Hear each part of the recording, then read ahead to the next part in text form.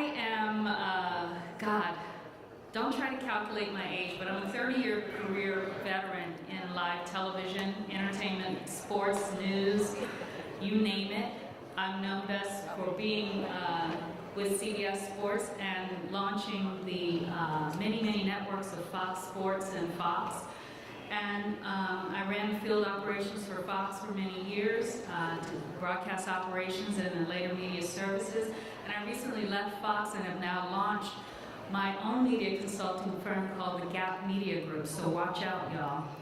But anyway, something hit me about a year ago talking to Ken, where we're trying to establish a West Coast presence of SVG. And as you guys all know, SVG has been predominantly on the East Coast for the past 10 years, and we recently launched a West Coast division.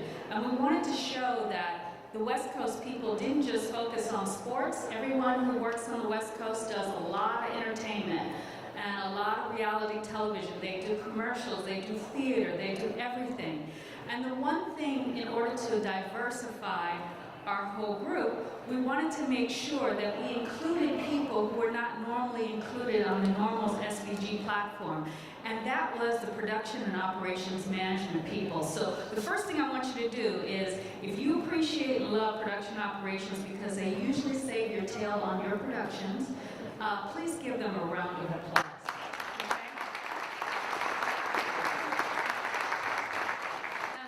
Things that I want to mention, there's a movie coming out called Hidden Figures. I think it's a Fox Searchlight movie, correct me if I'm wrong.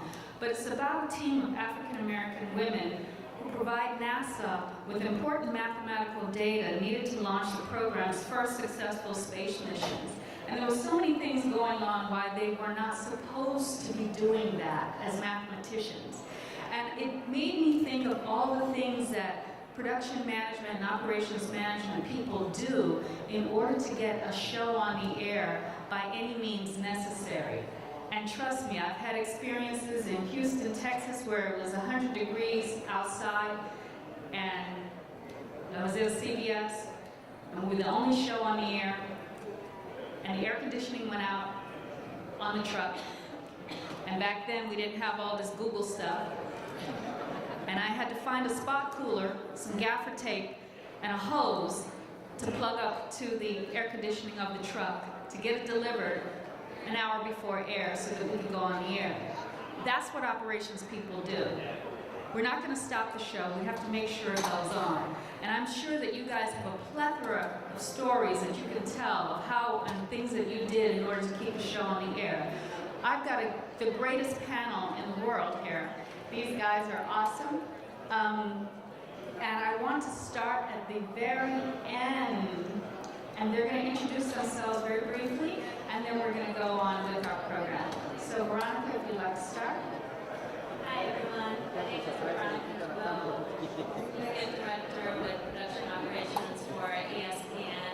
I'm based in Los Angeles, the downtown LA facility we have. It's a satellite studio facility. I oversee the production control rooms, the studios, the audio control rooms. I'm also the lead for the disaster recovery for our business. Okay, go ahead. Ivana. Good morning, everyone. I'm Ivana from Cast and Crew Entertainment Services. I am the Director of Product Innovation. We provide technology-enabled payroll and production services to the entertainment industry. Hi everyone, I'm Gina Porretti. I am Senior Vice President of Studio Operations for Fox Sports. I run multiple studios within 2 facilities, both at the Century City 21st Century Studio Lot and another facility down the street at 1440 where we do a lot of our soccer productions for our studio and our Spanish productions as well. Hi, good morning everyone. My name is Stanford. I own my own production company. I have in the past worked my way from a PA all the way up to writer, producer, director. I have for years been writing and directing regional and national commercials. I have written and worked on Politically Incorrect, worked and written with Bernie Mac, and now I really just focus on TV, film, and commercials. And sports, they're hurry up and wait and change right now. That's basically the arena that I totally enjoy and love to work in. And that's all I have. Hi everyone, I'm Brooke McLean. I am a freelance associate producer, senior production manager, and assistant tour manager. I work in televised and non-televised events. I tour with bands. I travel around the world. I also work with the NBA, both domestically and internationally. And I also work with television companies here, and we do live-to-tape concerts. And I also have worked in reality television and just most recently got into commercial work. Good morning. My name is Larry Rogers. I'm president of First in TV, and we provide below-the-line turnkey operations and engineering solutions to anybody that wants to hire us to do it. Okay. All right. If you haven't noticed, if you look through your program book here, Larry's the only guy sitting up here. And he's actually loving every minute of it, of all the attention that he's received. But we've found, at least throughout my career, that the multitasking capabilities that we all have as production management people is one of our best assets. And so I wanted to talk about that versatility in operations and production management by going to Larry first and asking him to talk about your term that we mentioned this morning. Sport attainment. So I started as a utility. I was an A2, an A1, a tech manager, a tech producer, and throughout that whole time, we were building companies in the broadcast business that we did different things with. And through the years, whether we were doing a pure stick and ball sports or something that combined sports with some entertainment background. For example, I do a tremendous amount of poker. I do stuff for National Geographic and game shows that a lot of the sports producers and directors would become involved with, but it's considered an entertainment show. So the combination of managing the staging, the lighting, and the other aspects of it, I started calling it sports entertainment as a hybrid. I don't know, I could have heard it from somebody else in this room, actually. I don't know. John Ferrazis is laughing because maybe I had picked it up from him. I have no idea. But it was so long ago, and I'm too old to remember. So if I'm claiming that word incorrectly, just tell me later. Thanks. Thanks, guys. So Larry, what are your main challenges as a production manager, tech ops manager, tech producer? He's got like 8 jobs. What are your major challenges as you're approaching dealing with, say, a John Ferrazis and trying to pull out those ideas out of his creative head to execute? What are your main challenges? It's being that translator. It's talking to the producers and directors, figuring out what their dream is for the show, whether it's a dream or a fantasy, so that we can turn it into reality. And it's the translation of, I want X, Y, and Z, and what does that mean in terms of budget, equipment, and personnel to make all that come true. And so that's my biggest challenge most of the time, is hopefully being in the right meeting, the right conference call, that a producer or director or other member of the production team above the line mentions something that they want to accomplish, and then your light bulb goes off that you need these things to do it with, making sure that they're there. Okay. And guys, pipe in if you want, but Gina, I'm going to go to you because you're managing studio operations at Fox. What are your biggest challenges right now, and what are the things that you guys have initiated that have been new, that have kind of changed your world in the world of production management?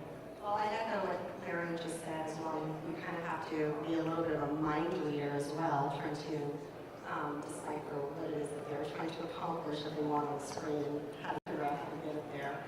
But in terms of new technology, at Fox Sports, we're starting with our homegrown productions, which has been a new endeavor for us over the course of the last 8 months, I want to say.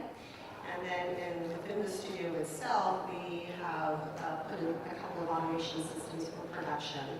I think the biggest, and I could go through a litany of all the technical reasons why it becomes a problem or how they are problems, but I think the biggest challenge is really just the mindset and changing the way that we are producing these shows and the preparation that is required from producers in advance. Okay. And how are you dealing with the emerging technology? How do you learn that, knowing that people don't look at you as an engineer or a technical producer? How do you handle knowing the capabilities of all the equipment? How do you interact with the technologists in your environment? Well, I'm really fortunate that I have an incredible engineering team that supports production of that box. I couldn't be happier to have the brilliant minds behind the scenes. But it's talking to the vendors that you are going to bring in to support the systems and really learning how it's going to affect the way that we move forward with production. It's learning under the hood, trying to get your hands on it. I work in a union environment, so it's a little more difficult for us to do that. But having those really good relationships, building SOPs for every process. They have to be published for all the engineers to see. Training is huge. You have to really invest in a lot of training. And then not only training, trying to find the talent, which is something we'll talk about, but trying to find the talent to execute this, but getting in there and getting people prepared to actually rehearse these shows in a different manner. And it takes weeks to do that. Right. So knowing that the people are our best assets and we have to keep the show on the air no matter what, the magic behind doing all of that, maybe Veronica, you want to touch on how you work with people at ESPN to get them up to speed to be able to conduct all of these, to be able to handle all these shows. Right, so similar to what Gina was saying, I'd say the majority of my time really goes into the strategy behind having the right people ready to be in the right chair at the right time. So some of that is all of the scheduling and all of the pre-planning that goes into what has to happen by a certain date. But then there's also a lot of strategic meetings that we have to go over every individual's skill sets, where they are in their development, what new skills they're interested in picking up. And then because our staff is all internal staff, we then also schedule all that cross-training that needs to happen by the time that those skill sets need to be ready to go. And that's not something that you can just do at the last minute. And so one of my biggest fears would be needing somebody in a chair and then them not being ready. And we avoid that at all costs. You don't want to put somebody in a chair before they're ready to go. So a lot of it is really pre-planning, scheduling that time, getting that cross-training in there, and making sure that people are exactly where they're supposed to be and can pull off whatever might come their way. So the common thread here is that you guys are flying by the seat of your pants. And I wanted to discuss with Ty and Brooke, actually. Ty, go first. The folks who've spoken already are key leaders in the sports industry, and they do a lot in sports and a lot in sports-tainment. I can't get that word out of my mouth properly, Larry. But Cue me. okay, I'll do that. And but Ty, your versatility going from a PA to a writer to an executive producer, how did production management really prepare you for being able to fly by the seat of your pants and be as successful as you have been in the industry, doing commercials and reality shows and that kind of stuff? Well, as a production manager, you're responsible for all the inner workings of that particular production. So with that being said, it has everything to do with the creative aspect as well as the budget, as well as, just all the technology that happens behind the scenes. So with that being said, for me and owning my own production company, I was able, working from a PA all the way up, I understood every position. I had to do every position. So it actually allowed me to understand every process. So when it comes to, even as a writer, not only am I creative, but I'm also thinking about the budget. So, you tie in all those elements together to get a productive outcome. And with that, I have made strong relationships with a lot of vendors, as you were saying, and that's key. That's really important when you're doing a production. And you know, you may have a situation where a location falls through, but how about that restaurant that I was at the last time? You have relationships, so you pull on those relationships and you hold those relationships dear so that you're able to move forward and have, you know, a productive production. And then as well as there's the other side, the creative side, that, you know, nothing happens the way you planned generally, but you have to create it as though that was the original plan. Right. So all those things, being in all those positions, even as a production coordinator, I created the call sheet. So it wasn't, lots of times now these programs are available for, you know, there's some programs where everything is kind of there for you, but, you know, I had to figure out Excel and create the call sheet and create my own maps and make sure that the producers and executive producers got there, because if they were confused, you had a problem. So it was all those things.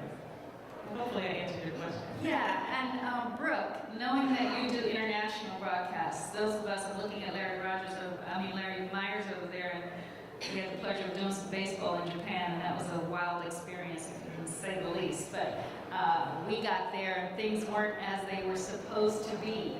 And I remember calling Andy Citos in Los Angeles and saying, Andy, these guys are giving me a single channel DVD. You remember that, Larry?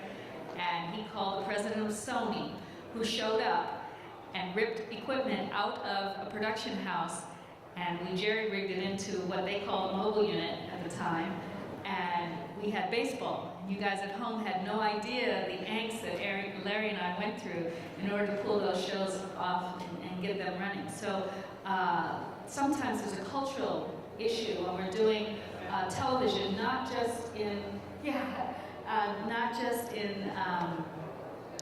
domestic situations, but also in international situations. So I wanted Brooke to touch on that, if you can, or anyone else for that matter, touch on how you have served your respective broadcasters by dealing with those cultural differences out in the international world.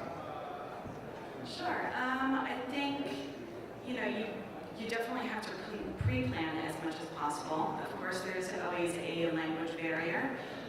So on site, you just need to troubleshoot basically as best as you can with the resources that you have in order to basically not let anyone know that you're sweating, you know, and that the whole production could fall apart, or, you know, that the broadcast won't go up. But there's always a solution, and, you know, if you have a reliable team on your side, whether it be the international team or the team that you bring across, you know, you guys make it through, you know, just as you said, you know, you kind of figure it out, use your resources, which is always plan for the unexpected, because that's the guarantee, is that something will always go wrong. So, you know, that's the beauty of production, right? Is that, you know, you're always fixing a problem, no matter what it may be. So, Larry? So listening to the ladies, the number one thing that comes to my mind, and I give this speech when I have an opportunity with students and young people, is utilizing your resources. So the theme that I hear, and one of the reasons that I think that I'm halfway decent at what I do, is that I know that if I need a director's perspective on something, I can call Jonathan Jackson. I know if I need some higher level studio information, I can call Gina. I know that if I need some operations information, I can call Lynn King. I know that if I need something for a truck, I can call NEP. I know if I need a piece of gear anywhere in the world, I can call BER. Those are people that are in my circle that I've utilized over the years, that it's only a phone call away, and whatever the situation is, they're going to try and help you do it to get through it, because when you're on site trying to make the show work, it's after you think you have the right people there, after you think you have the right gear there, after you think you have it all right, and none of that is working at the time, it's who you can call that's going to help you make it right, so that the people in the front row don't have a medical situation. Right. you know, it's such a common thread, it's ridiculous, and that's why we want to press upon the fact that these guys can do any kind of shows. They can do anything, and if there's anything empowering about their careers is that they don't have to just do sports. They can do the Oscars, they can do the Emmys, they can do soap operas, they can do commercials, reality shows, anything. And that's the power of being operations and production management people, because we know how to get things done. Ivana is over there salivating, guys, if she raises her hand, because she's with cast and crew. And when we had our chat the other day with the panel, one of the things that we asked were, what were the tools that you used in order to make your lives simple? Now, some of the large corporations have built in-house systems and production management and event management programs that have helped them. I personally, many years ago, worked with a company and we created our own in-house for Fox, which was spun off to where CBS and Turner used that company. But Ivana is the Innovation and Product Director, right, head for cast and crew. And if I were to just run down, before I get to you, Ivana, I want to ask the 5 people who do TV all the time, what is your main software tool that you use to get your job done? And I'm sure you all have your own versions of what you use. But Veronica, what's your main tool? Just real quick. Schedule. Okay. Gina, what's your main tool? I have 3. Okay. Schedule. There's an in-house product that Lynn loves so much, which is Fax, which is another scheduling tool that our remote operations uses. And believe it or not, I use Google Docs. Okay. I do believe that. Yeah. Ty? Yeah, I would say schedule, Google Docs, and I have a couple of things that I've created, so, yeah. Okay, Brooke? Big fan of Dropbox. Dropbox? Okay. Larry? Excel. Old school. Okay, but Excel still works, right? So in our conversations, Ivana, what have you learned from these guys as to how a company like Cast and Crew can see where we need to be a little more efficient or more streamlined, or is there a market for streamlining these things that can cover not only what they do, but allow them to be versatile in whatever show they're trying to do from a software standpoint? Absolutely. What I've been hearing from this panel is that there's a lot of planning, a lot of pre-planning, and even some more planning, right? And a lot of communication. So a lot of our solutions and a lot of the ideas are really going to be surrounding applications that will help you communicate to the various crew and the individuals within the production space. Also with that, I hear that you guys are using multiple products, which can be, a little bit of I call it the Frankensteining of products within the space. So sometimes it gets a little bit, information gets lost or miscommunicated, et cetera, et cetera. So I see I have a vision of having a one-stop product that has multiple, windows or roles within it, so that you can do the work, you can do the scheduling, you can do the onboarding, you can do your cruise time cards, and get your productions planned appropriately, so that when the chaos does arrive, you're good to go. Do you guys believe that she'll come up with something? It's hard. I think so. I've been talking with a lot of you, and Ty, you and I just had a brief conversation about this. One of the things that I share with you is that I actually come from the entertainment space as well. I was a PA, I was an executive assistant, I was a coordinator, a producer, and a studio executive. So I've worn multiple hats, and I've shared some of the pain and frustrations and the complexities that productions undergo. So, I married that with my love of technology and finding solutions for you. So what's very important to us in the products, at Cast and Crew, is that we take your experiences, we take your feedback, and we develop really great intuitive products that can seamlessly fit into your productions and how you run your businesses. And that should be able to seamlessly fit on all productions, whether it's TV, commercial, reality. It has to hit all platforms, and it has to also be able to operate the regardless of what kind of computer you're on, whether you're a PC, whether you're Apple, because lots of times that becomes a glitch as well. So, you and I. Exactly. It's a diverse industry.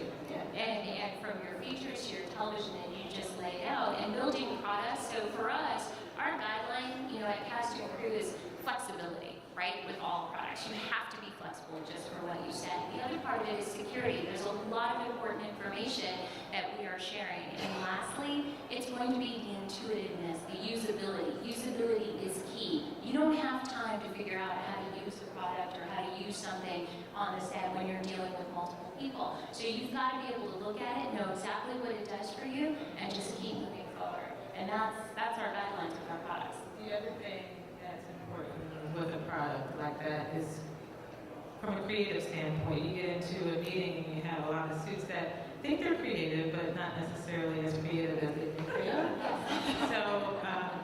So with that being said, there are, sometimes you need to be able to drop visuals. And lots of products don't have that flexibility, or they get a little distorted or what have you. So in order to keep the creativity aspect of that technology ahead of the curve, you have to be able to do that.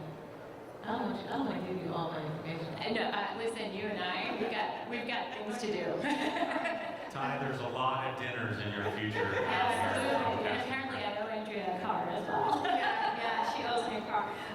Anyway, one of the things that kept me going in this business was my high. In sales they say, what is your why? Why are you doing this? What is your why? And TV was my high, and I started doing it at the age of 18 and haven't stopped yet. And I know that my high is sitting in the front of the truck, that clock hits the top of the hour, and we just put our seatbelts on and go.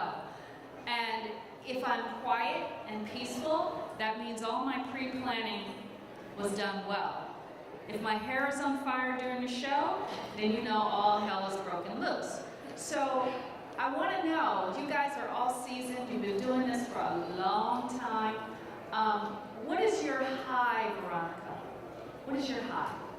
Well, I think we probably all share the live piece too, because we wouldn't be doing this if we didn't love that part of it. And so, of course, I love that too. And I love feeling like if I took care of everything, and it can be a thankless job. People don't come up to you after a great production and say, hey, all that planning you did was really spot on. It was a great show thanks to your planning. They never do that. But they do thank, the camera, they'll go around. But, behind the scenes, it's just, but that's okay, because we know what we did, and that's, we drive on that. But I drive on the people piece, the fact that everybody did their job, and that I somehow am helping people develop and move on in their careers. That's my ultimate high, that somebody is, feeling really good about what they're doing, and I had something to do with their success at that moment. Okay, Gina? I work in a very controlled studio environment, so I really love when a producer or a director likes to throw me for a loop and just throw something in and can we do this? And just try to figure it out on the back end. And when that on-air light goes on and Stephanie goes and takes her first camera shot and everything is working perfectly fine, it makes me very happy. I love it. Brooke, what's your high? I think my high is being able to troubleshoot, and that I'm constantly learning with every production. You think that you might have everything figured out, but again, there's always that curveball that's coming your way, and you know that it's coming, and just being able to work through it, and also to be able to train new people and kind of see them growing up in the ranks as well. I think that's a great high. And Ty? I like the fire. Bring it on. I'm like, I have one of those strange people where I'm good to fly by the seat of my pants and make it happen. I love that. Like, I love the idea that everything changes right now, and it's got to work. So I get really excited over that. I love also like turning you know, going from the page to bringing it into front of an audience, that like, okay, that was just, it could have been a trash can liner, but really it worked. You know what I mean? So I love all of those aspects, and just, you know, being creative. It drives me. So I really enjoy working at it. It's good. Yeah, I have to agree with that too. Seeing a bare space actually coming to fruition, like it's amazing. Even in touring, you know, you walk into an empty venue and you just see the stage getting built and everything going up within, you know, 5 hours. And then it's the show, and by the end of the night, everything's gone. Trucks are gone, everything's done, and you know, it's amazing. It's that millennial instant gratification that I love. I'm not a millennial, but I sure do love instant gratification. Larry, what's your high? Oh, you're 10 seconds before the top of the hour or the bottom of the hour, and within the next 30 seconds, your career may continue or be over. Oh, come on. No, this is, well, think about it. We all know that we're on the air at the top of the hour or the bottom of the hour. The only rule that I have to live by is I have to be on the air. And we've all had things that you have one camera up. Remember the time boxing in Kansas City and Roy was, John, were you producing that show where we lost power? The building, the trucks lost power. We're 30 seconds before we're actually supposed to be on the air, and the generators that we ordered after we got there, because we lost power, show up, and we just got on the air. Roy Hamilton, Andrea on the other end, everybody's losing their mind, and of course, it wasn't anybody's fault, and it might not have been a career-ending thing like I described at the beginning, but that's that excitement. That's, I think, the closest I've ever come to actually not making it on the air. Yeah, and you feel like we use the term magician. You feel like you're that magician because you actually pulled it off, you know? I want to talk about future trends, okay? Where do you see, Gina, future trends heading in the operations management, production management realm?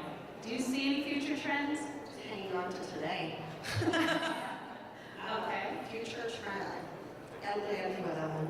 The next one, let's go first. Anybody thinking of any future trends of what could happen next? I could think of a few, but what are you thinking future trends? How could you make yourself better? What do you need that will make you better? And we talked about the tools, but what are things that you could do better?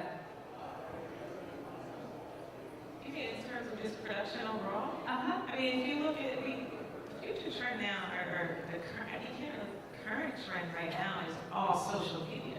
Mm-hmm. You know, social media completely drives so many different aspects of entertainment now. And frankly, reality has done way more than anyone that has been in the industry for a long time ever expected, whether we like it or not. Mm-hmm. So I think now we're at the point where you have to be as creative and innovative as possible in terms of just production quality. And honestly, it doesn't take much to get a green light today. Right. But you know, and I laugh at that, but I also poke fun at it too, because it's one of those things of beauty in the eye of the beholder. What you consider to be, you know, ahead of the curve might not necessarily be what someone else considers to be ahead of the curve. So I just think that if you follow the trend of social media today, you're pretty much there. Okay, Veronica? Yeah, I can jump in a little bit too. I guess over the years, with the social media, you know, the panel does have the multi-platform in the title, and you know, I've seen it go from it's completely acceptable to take really bad video and put it out there if it came from somebody's cell phone.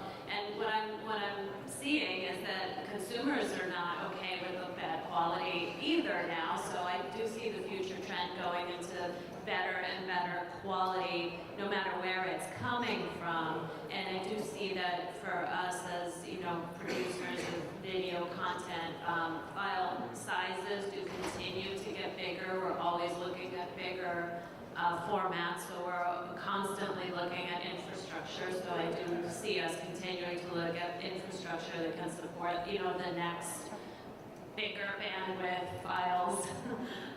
So that's going to continue into the future. I definitely see that. And then as far as how we handle production for multi-platform at ESPN, because we've talked about this a lot at our facility too, just amongst the operations management team when we're directing our technical teams to handle video. We really go by broadcast standards on everything.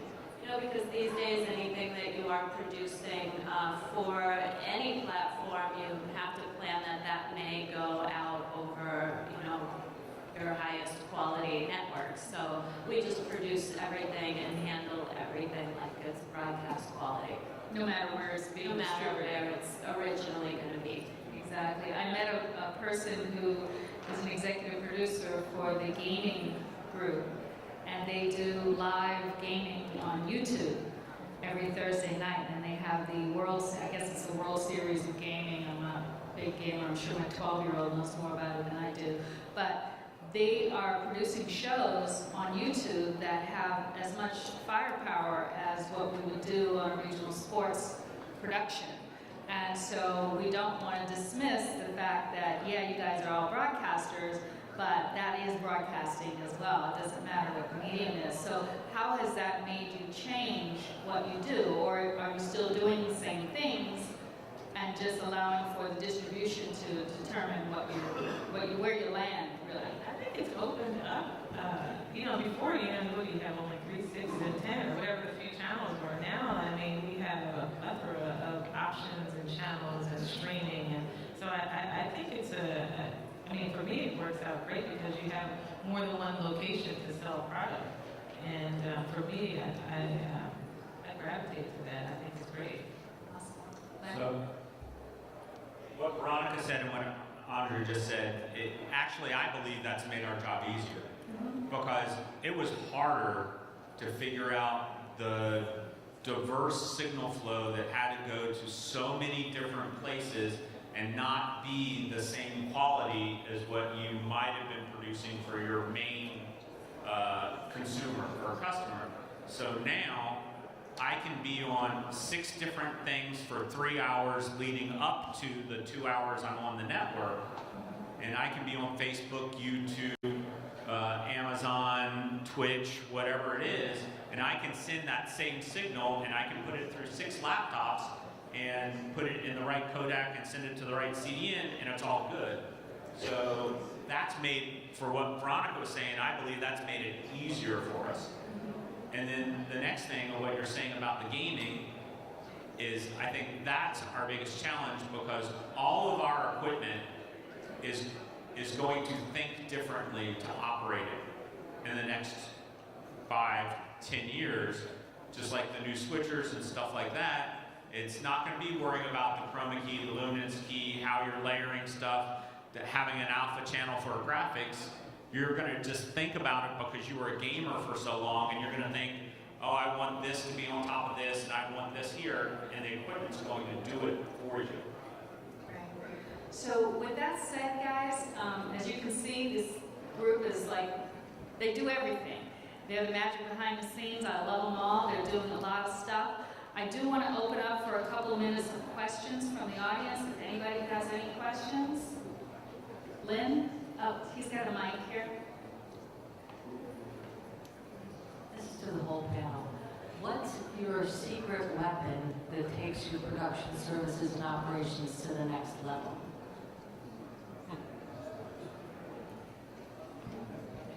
What a great question. Did everybody hear that question? She says, what is your secret weapon? I'm going to answer sense of humor and keeping things as light as possible when everything's hitting the fan. Because, at the end of the day, it's TV. It's supposed to be fun. And there's just nothing worse than losing your cool. So I think as far as a secret weapon, that's key, is being able to keep your cool under pressure and keep a sense of humor even in the hardest time. Brooke? I think being able to manage expectations as far as everyone from the talent to the crew to yourself, being true to timelines and making sure that you have everything plotted as you should, but also to go that extra mile so that you know that you have some ammo in your back pocket, such as in reality TV, extra locations, maybe in the budget a little bit of a buffer, kind of stuff like that that you can manage everything and just kind of keep everything covered. Gina, you got a secret weapon? I think surrounding yourself with very smart people that can help you get out of a tough situation. Like I said, I have a pretty amazing team on my staff and with the engineering team that helps immensely. Any other questions? There's a question on, oh. So in the multi-platform world you guys are discussing, it's not only where we're distributing our shows now, but also have you guys had discussions about having a two-way discussion that didn't exist, say, 15 years ago? We want to incorporate social media in a live, instant fashion within studio shows or live broadcasts or whatever. So have you guys talked about that internally? Is that a desire from a content standpoint? And then secondarily, are you setting yourself up technically to in real time help those producers or directors incorporate that into their shows? Are you talking about like having Skype inside of your broadcast or something?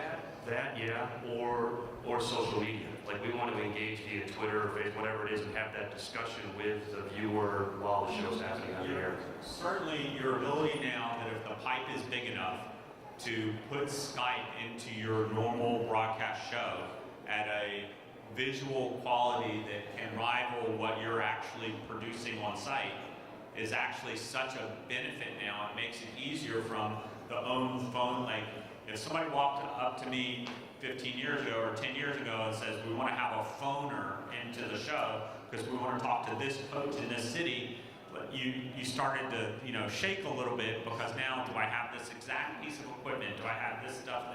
Do I have another phone line? Now with Skype, there's 100 people in the truck that have a laptop. I can make any of those laptops work into the show. It's a no-brainer, as Andrea would say, at that point in time to do it. So that's an advantage. And yeah, the conversation happens all the time. Yeah, and it usually happens last minute. I mean, I'm thinking of American Idol. They'll ask the graphics guys, hey, we want to do some live interaction with Idol via Twitter or something.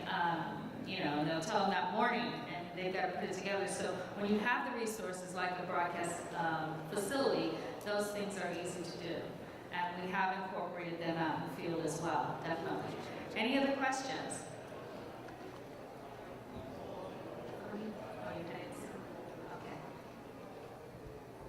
I'm just curious about multi-platform with virtual reality, especially with the sports and anybody that's doing live events, even reality. Are you preparing in your operation to expand in that new arena? So you're talking about virtual reality sets that are, when you're dealing with a studio or an at-home production, ESPN is a huge utilization of the virtual reality stuff with some beautiful sets that they've created.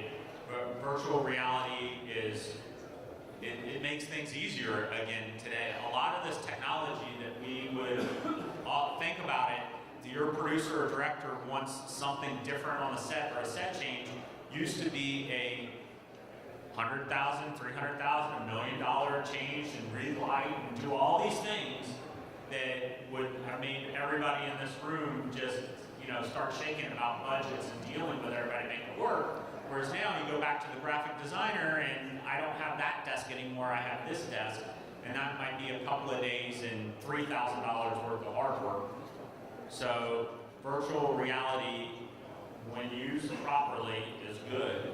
There's a lot of stuff that you can hardly tell. Sometimes people try and force it into a show, which it doesn't belong and it looks awkward, but that's why we all talk about these things before we go and try and do it too.